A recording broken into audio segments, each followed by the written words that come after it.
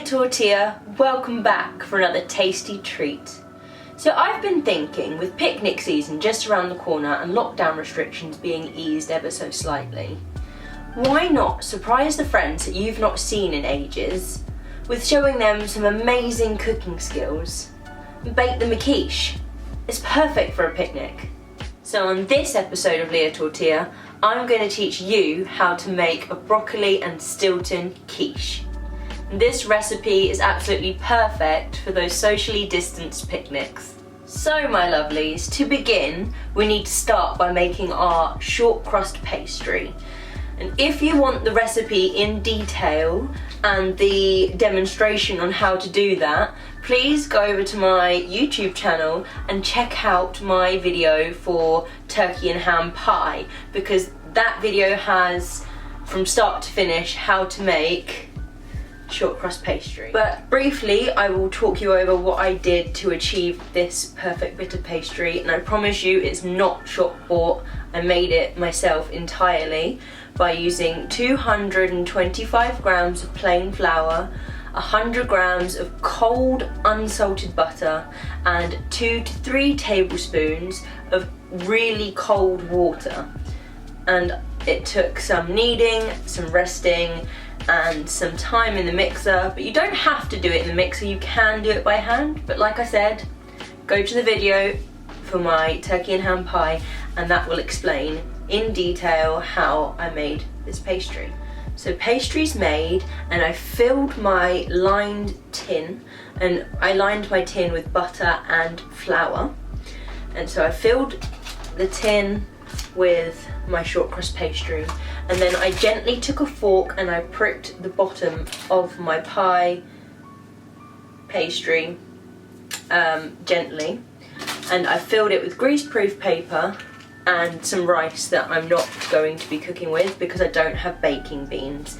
And basically the rice just weighs down the pastry so it can cook thoroughly, evenly. Yeah, you get the picture. So now I'm going to put this in the oven at 200 degrees for 12 to 15 minutes. 15 minutes has passed, so I've removed the pastry that was blind baking in the oven. I'm just going to place it here for a second and remove the greaseproof paper with the baking beans or rice that was in it. And then you see that our pastry has started to cook nicely and there's no puffing. That's why you poke the pastry with a fork gently to avoid any of that air bubbles, you know, making the surface uneven. So I'm going to place this back in the oven at 200 degrees for a further 12 minutes just to finish cooking it. As our pastry continues to blind bake in the oven, I've got 3 shredded leeks here, and I've melted a knob of butter, and I'm just going to sweat these down until they are translucent in colour. Also, while you're sweating down your leeks, you can go ahead and blanch a head of broccoli.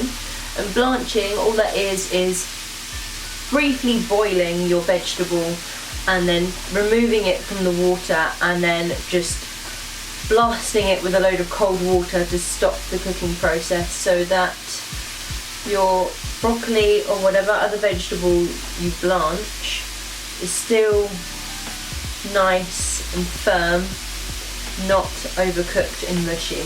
Now that I've swept down my leeks, they're nice and soft and translucent in colour, looking lovely and buttery.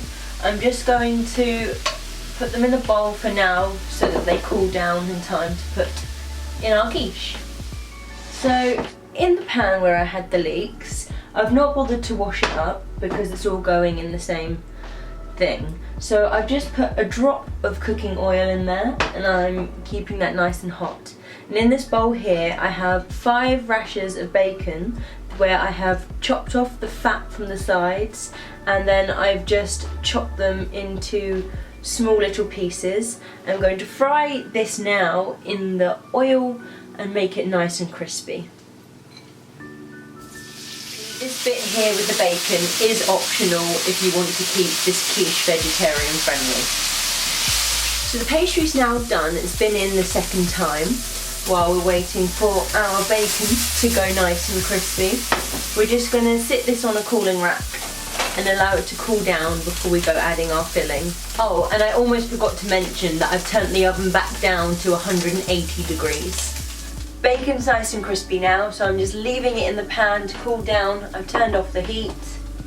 And in a bowl, here I have 4 whole eggs, and to that I'm going to add 450 millilitres of fresh double cream. And then to our egg and cream mixture, we're going to add 2 tablespoons of freshly chopped parsley and a sprinkling of salt and pepper. And then you're going to want to whisk this thoroughly. Make sure that it's all really well combined. Now that our pastry's cooled down, we're going to go ahead and start filling our quiche. So I'm just going to grab a couple of spoonfuls of my buttered leeks and then place them all over the bottom of our pastry, like so.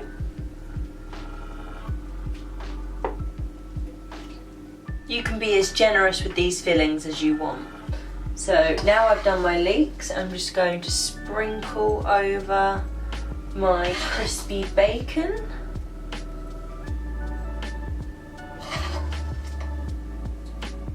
Now that my bacon is placed where I want it, I'm going to take some of my broccoli florets and then gently place them around the quiche. And now we've filled our quiche with our vegetables and our bacon. We're going to go ahead and pour our egg and cream mix all over the insides of the quiche until it fills right up to the top. But before we place our quiche in the oven for 35 minutes, we need to grab 150 grams of crumbled Stilton, and we're just going to sprinkle this all over the top of our quiche.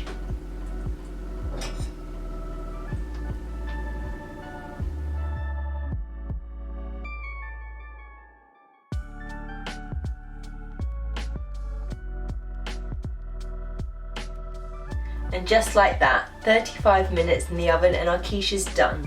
And I even managed to make 3 mini ones with all of my extra ingredients and leftover pastry. Aren't they adorable? Huh. There we go. I let the big one cool down and I removed it from its disposable pie dish, and I've cut a slice. You can eat this either hot or cold, it's up to you. And if you're gonna have it for a picnic, then cold, because I don't think it will stay hot for very long, especially if you're outside in this British weather. So that concludes another episode of Leah Tortilla. I hope you've enjoyed my recipe for broccoli and Stilton quiche with bacon. And as always, a full list of ingredients will be listed in the description below, along with the link sending you to the other videos that I suggest you watch, so that you can get the full tutorial on how I did my pastry and all of that. Yeah. Thank you for watching this episode of Leah Tortilla. Don't forget to give this video a like, give this video a share.